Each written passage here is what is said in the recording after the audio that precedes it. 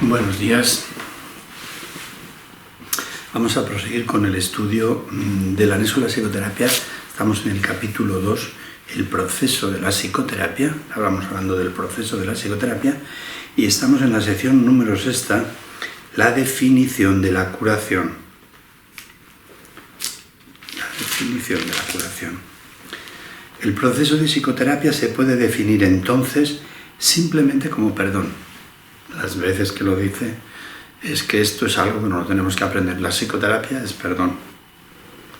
Pues ninguna curación puede ser otra cosa.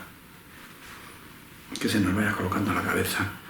Ninguna curación real puede ser otra cosa. Lo que hacemos aquí cuando nos tomamos un antibiótico no se trata de la misma curación. Es un cambio de ilusión de salud, de ilusión de enfermedad por ilusión de salud. Y de hecho, bueno, vamos a dejarlo porque pues ninguna curación puede ser otra cosa. Los que no perdonan están enfermos. Y los enfermos son los que no perdonan. Y los enfermos somos los que no perdonamos. Al creer que no han sido perdonados.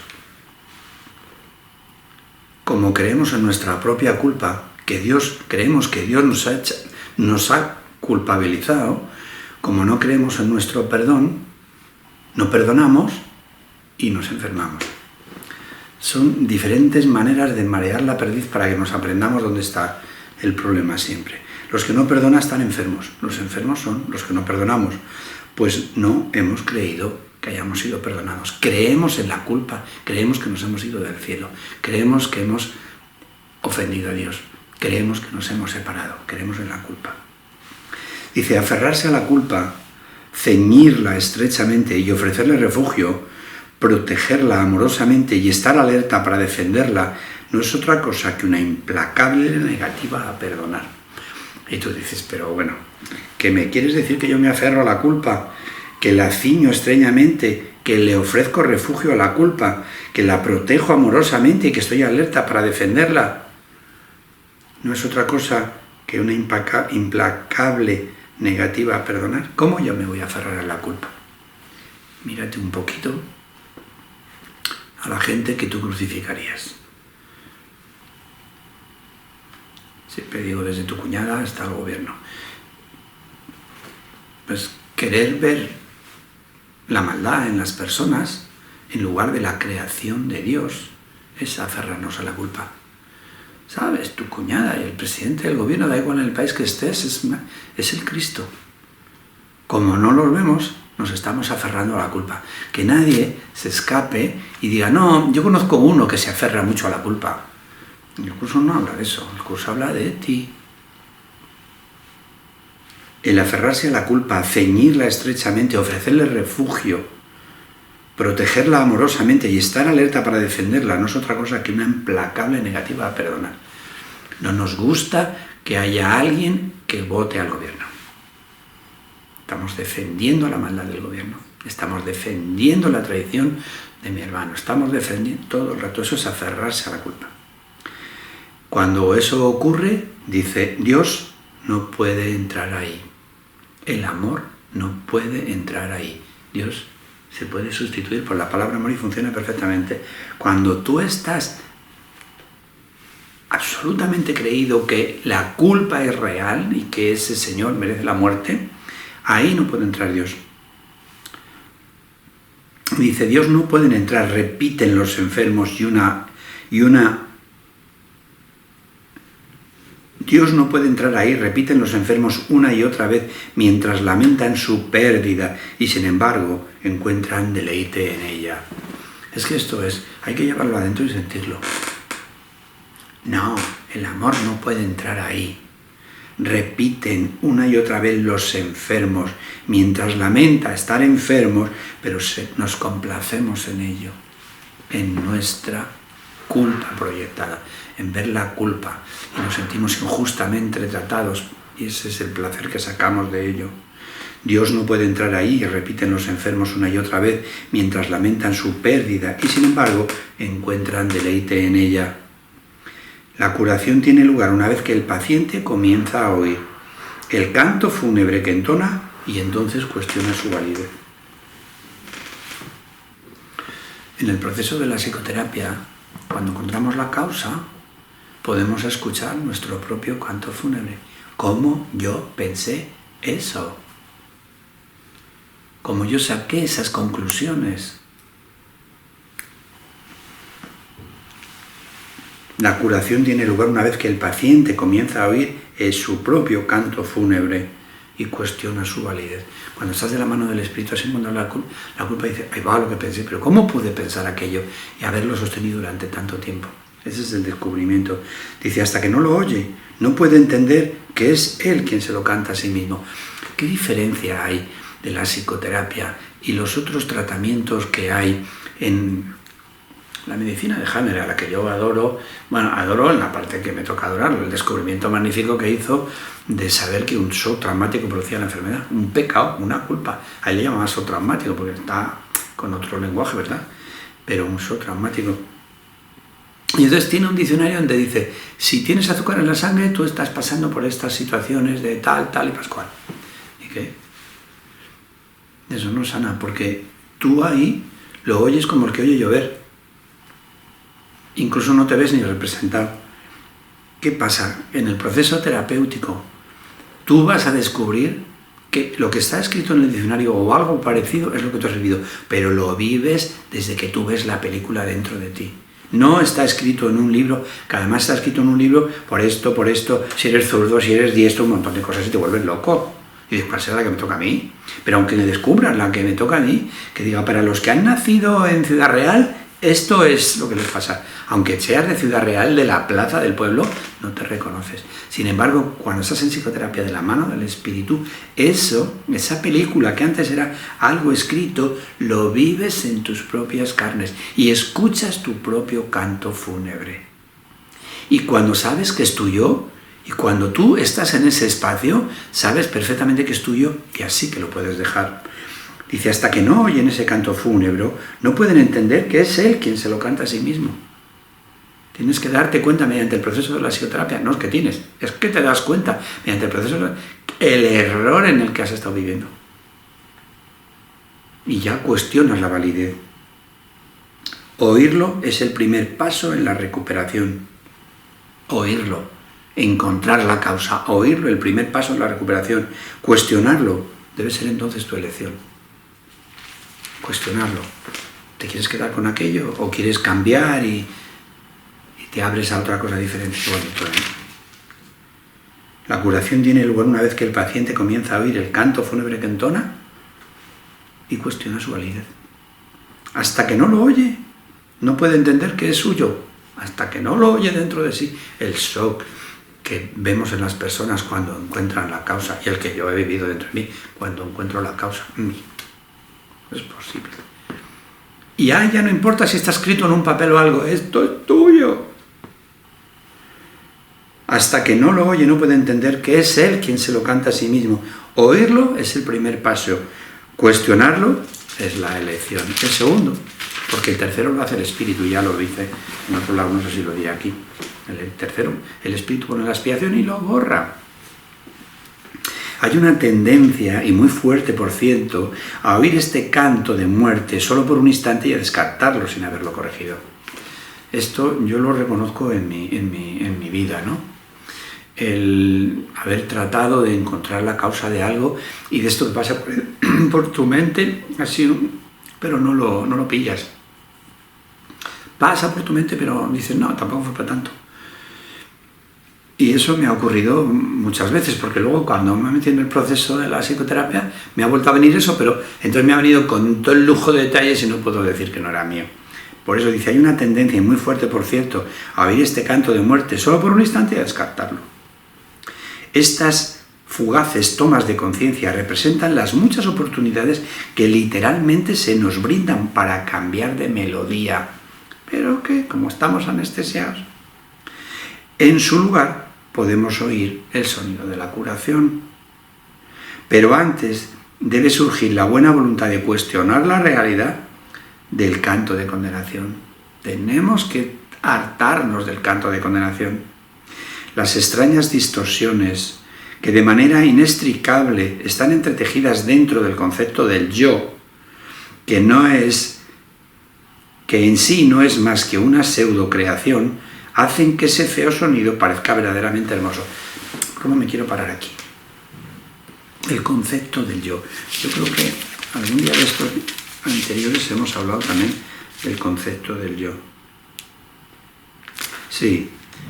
Y luego parece como si esas fuerzas solo se pudiesen mantener a raya mediante un inflado sentido de uno mismo, el concepto del yo. Que es lo que dice, ponte en valor, sé tú mismo, no dejes que te anulen, todas estas tonterías. Las extrañas distorsiones que de manera inextricable es una palabra que casi ni se puede pronunciar, las extrañas distorsiones que de una manera, quiere decir inextricable, muy fuerte, muy marcado, ineludibles, quizá la palabra sea más fácil, extrañas distorsiones que de una manera ineludible y muy fuerte están entretejidas dentro del concepto del yo, del autoconcepto del yo. Que eso no es sino una pseudocreación, el autoconcepto del yo. El autoconcepto de Dios no es la creación de Dios. Eso que dice, sé tú mismo, eso no es lo que tú eres el Hijo de Dios. El sé tú mismo es que tú has decidido ser médico internista, o taxista, o conductor de Uber. Yo, ¿sabes? Ese es el concepto del yo. Las extrañas distorsiones que de una manera inextricable están entretejidas dentro del concepto del yo, que en sí no es más que una pseudocreación, hacen que ese feo sonido parezca verdaderamente hermoso. Todo el tinglao que tenemos montado nosotros para mantener nuestra personalidad, ese yo fingido con el que nos presentamos, y como no nos reconozcan así nos enfadamos, es el que hace que toda esta locura de la culpa parezca hermosa. Mas en lugar de estos estrepitosos y desagradables chillidos de la culpa, podría oírse el ritmo del universo y el canto del ángel heraldo. Estos deben ser los números 1 del Hit Parade del cielo, que nosotros aquí no los conocemos. El ritmo del universo y el canto del ángel heraldo. Y otros más, debe haber más músicas. El oído traduce, no oye. Y me gusta cada vez que veo esto, porque hay mucha tontuna por ahí diciendo que Dios es el silencio. Y no saben ni lo que dicen. Y yo estoy harto. Dios está en el silencio de nuestra mente errada. Cuando nuestra mente errada, escuchamos a Dios. Pero Dios no es el silencio. Y el curso me encanta cuando habla esto. El ritmo del universo, el cántico del ángel heraldo. Anda, va a estar Dios callado. El oído traduce, no oye. El ojo reproduce, no ve. La tarea de ambos es hacer agradable aquello que se invoca, por muy desagradable que pueda ser. Ahí estamos nosotros, haciendo de la culpa una hermosura, porque ponemos la culpa fuera en otro, buscamos todos los testigos. ¿Y qué pasa con nosotros? Nuestra santidad. Cuando criticamos algo de otro fuera, nuestra santidad. Y parece hermoso la culpa. Responden a las decisiones de la mente, reproduciendo sus deseos y traduciéndolos a formas aceptables y placenteras. Esta es la anestesia en la que vivimos y nos da igual las cosas que pasen en el mundo. Podemos cerrar ahí, podemos poner y seguir adelante. A veces el pensamiento tras la forma se deja entrever.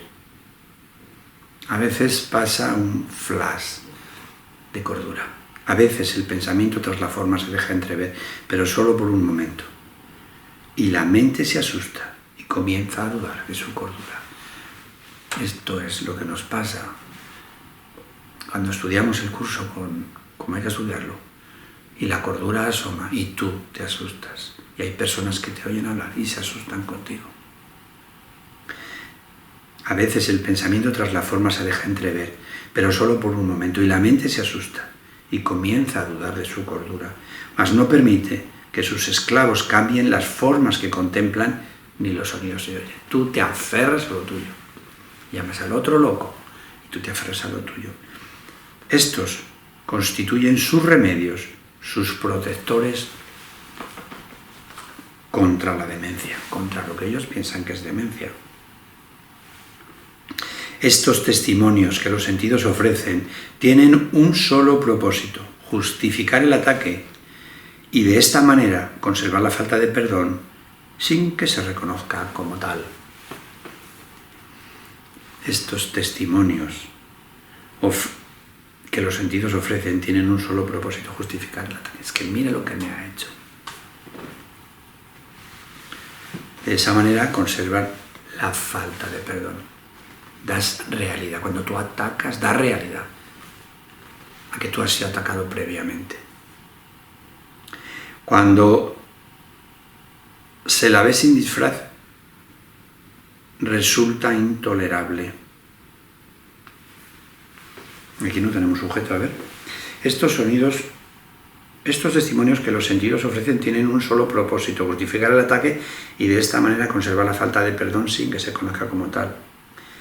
Cuando la falta de perdón se la ve sin disfraz, resulta intolerable. Sí. Cuando la falta de perdón se ve sin disfraz, resulta intolerable. Joder, qué bonito es esto. Sin protección no podría durar. Sin esta anestesia no podría durar. He aquí donde se atesora toda enfermedad, pero sin reconocer que es así. En esa falta de perdón se atesora toda enfermedad, pero sin reconocer que es así. Pues cuando una falta de perdón no se reconoce, la forma que adopta la hace parecer algo diferente, algo distinto. Y ahora ese algo distinto es lo que parece aterrorizar. Una falta de perdón. Ahora va a decir una cosa. Voy a continuar, porque es que se entiende mejor con lo que viene al final. Dice, pues cuando una falta de perdón no se reconoce como falta de perdón, adopta una forma que la hace parecer algo distinto. Sí, no, pero lo voy a explicar. Una falta de perdón, por ejemplo, yo me había enfadado sin hablar de estos enfados que los que habré tenido yo con un amigo, que esto lo cuento muchas veces, con lo cual me viene siempre a la cabeza. Y había jurado que no me volviera a ver más de separar absolutamente estas cosas, que te entra una rabieta por una cosa que te has sentido maltratado o despreciado, que la otra persona ni se entera, porque la ha hecho de corrido y ni sabe, ¿no? O sea, pero tú, con tu especialismo, te has sentido dolido. Y entonces tú cierras y dices, no me ve el pelo más. Y esa noche un desprendimiento de retina, que te vas tú a acordar que esa falta de perdón ha adoptado otra cosa que te asusta, el desprendimiento de retina. Esto es lo que dice. Pues cuando una falta de perdón no se reconoce, la forma que adopta la hace parecer algo diferente. Anda, un desprendimiento de retina, no tendrá que ver eso. Y ahora ese algo distinto es lo que te asusta. No la falta de perdón, te asusta la enfermedad que ha surgido. Pero no es el algo distinto lo que puede ser sanado. No puede ser sanado el desprendimiento de retina. No está enfermo y no necesita remedio alguno. Concentrar tus esfuerzos curativos en ellos es inútil. A punto estuvieron de operarme. Yo tenía el quirófano y todo preparado. Me hubieran operado el efecto, pero la falta de perdón se hubiera quedado ahí. ¿Quién podría curar lo que no está enfermo y hacer que se recupere? Anda, lo que hace toda la medicina. El efecto. Te quedas corto de vista, te ponen unas gafas. Pero el perdón, el médico nunca te dice cuando te analiza ¿y qué estaba usted viviendo cuando le salió este quiste, cuando le salió este tumor, cuando le salió este eczema en la piel? No. A poner una crema de cortisona en la piel y andando. Y ahora es ese algo distinto lo que parece atemorizar, no la falta de perdón, sino la psoriasis que te ha salido en el brazo. Eso es lo que te asusta, no la falta de perdón. Dice, cuando se ve tal y como es, la falta de perdón es insoportable. Y ahora viene este párrafo precioso que dice, la enfermedad adopta muchas formas y lo mismo hace la falta de perdón. Las formas que adopta una no hacen sino reproducir las formas que adapta la otra, pues son la misma ilusión. Tan fielmente la una se traduce a la otra que un estudio riguroso de la forma que adopta una enfermedad revela claramente la forma de falta de perdón que representa. ¿Se ha entendido? Lo voy a volver a decir. Bueno, lo explico. Dice que la enfermedad adopta muchas formas lo mismo que la falta de perdón. Y que hay una correlación clara entre el tipo de enfermedad y el tipo de falta de perdón. Y si alguien se dedicara a estudiarlo, encontraría la analogía y se podría hacer lo que ya hay. Diccionarios en los que según la enfermedad te dicen aproximadamente cuál es el error de tu mente. Y con bastante acierto. Lo que pasa es que le falta escuchar tu propio canto fúnebre. Lo ves escrito en un papel y tú no escuchas nada. Tiene que ser que tú escuches tu propio canto fúnebre y lo cuestiones. Es decir, tú tienes que implicarte ahí. Esto me parece genial porque esto es lo que Hammer estudió con más intensidad. Lo hizo Louis Hay la primera, lo han hecho muchos. Hay varios diccionarios que yo tengo de una cosa y otra, da igual los diccionarios que sean. El asunto está en que esto ocurre así y con saberlo no lo arreglas, como hemos dicho, que lo dice aquí. Dice, tan fielmente la una se traduce a la otra que un estudio riguroso de la forma que adopta una enfermedad revela claramente la forma de falta de perdón. No obstante, esto no produce una curación, que es ahí donde la medicina de Hammer se estrella completamente. Y por eso que acabó en la cárcel este señor, siendo que es un genio fantástico para mí. No obstante, ver esto no produce la curación. Y en otra parte dice que no solamente no produce la curación, sino al tú conocer la falta de perdón, la refuerzas. O sea, no solamente no produce, sino que la potencias. Que por otra parte es lógico, tú conoces una cosa y ya no solamente está en el inconsciente, está en el consciente. Estás afirmando que eso es verdad, porque lo tienes dentro. Dice, la curación se logra mediante un solo reconocimiento, que solo el perdón cura una falta de perdón y que solo una falta de perdón puede ser origen de cualquier enfermedad. Y esto se sabe cuando escuchamos nuestro propio canto fúnebre. Yo, pero ¿cómo yo? Pero ¿cómo yo? Pero es que lo ves, lo sientes, ya no es un tema de deducir, sino de sentir.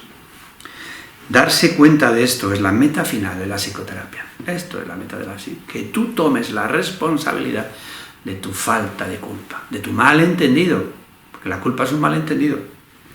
¿Cómo se alcanza? Ay, no os perdáis esto.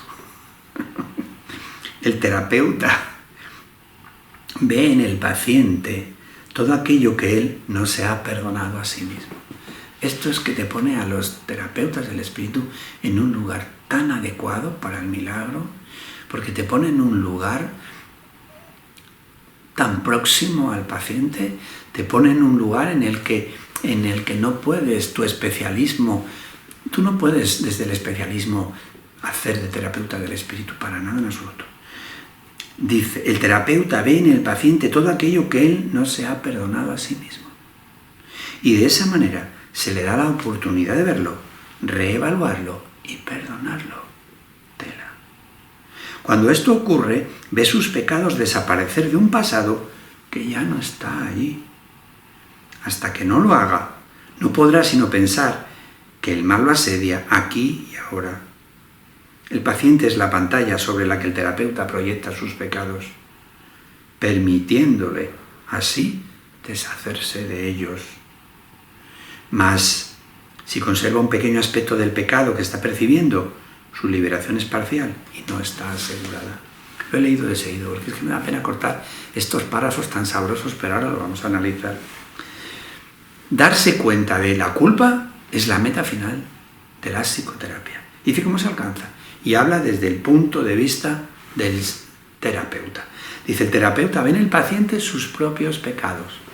Yo esto me lo he preguntado muchas veces porque han venido gente a mí con cosas tan raras.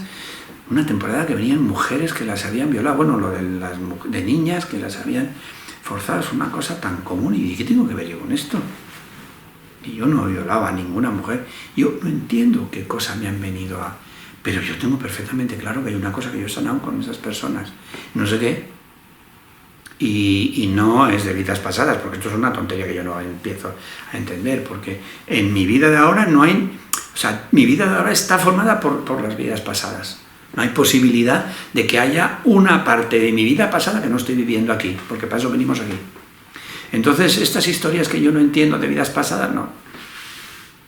algo se ha sanado de esta vida mía, porque en esta vida mía es donde yo tengo que sanar las cosas.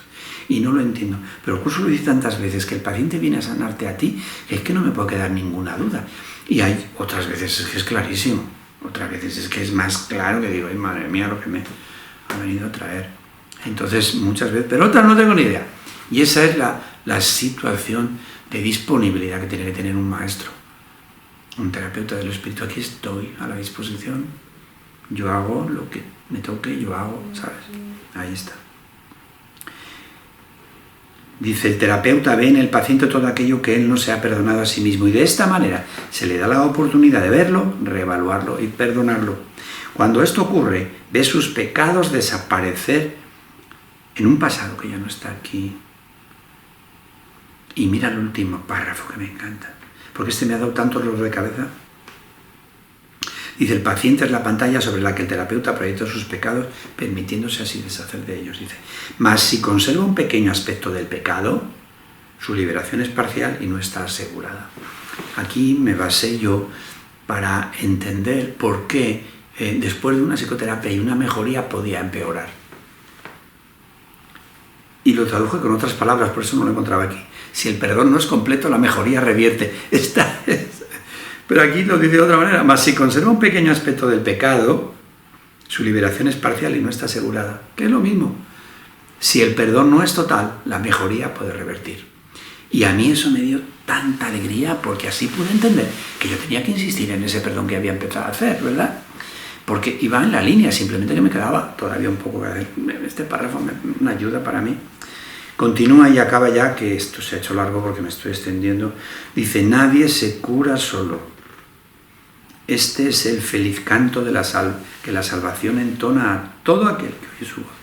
Nadie se cura solo.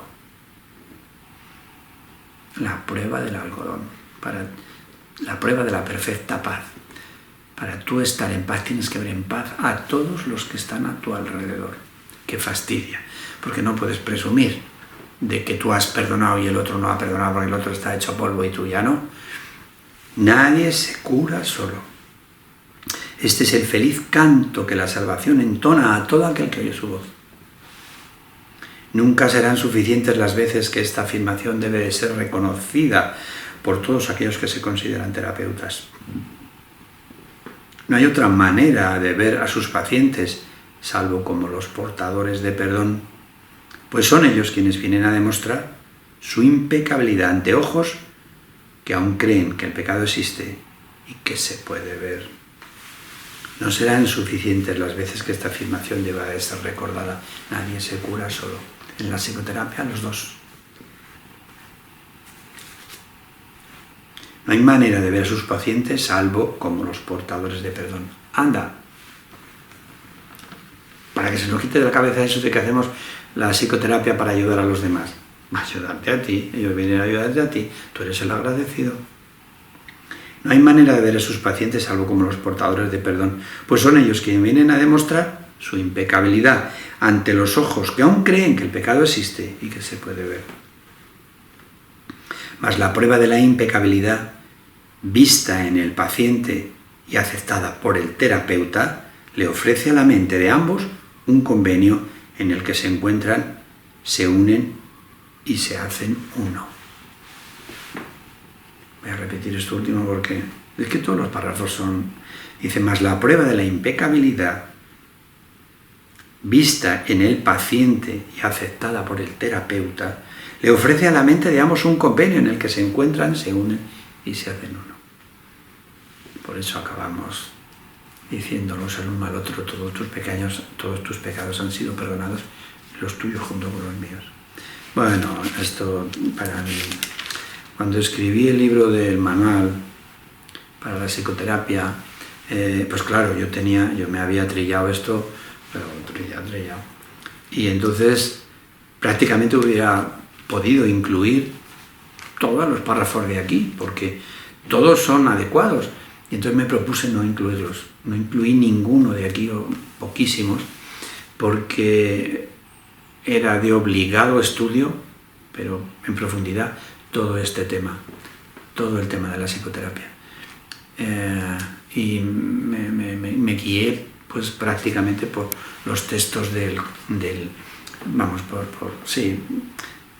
extraje párrafos del texto y el libro de ejercicios y, bueno, el manual del maestro. Pero de aquí no quise tocar, alguno habrá seguramente, pero mínimo, porque había que haberlo incluido entero. Es extraordinario, extraordinario, extraordinario. Pero sobre todo extraordinario cuando se conoce la psicoterapia y te vas dando cuenta, punto por punto, lo claro que es, lo conciso que es, cómo te corrige la mente.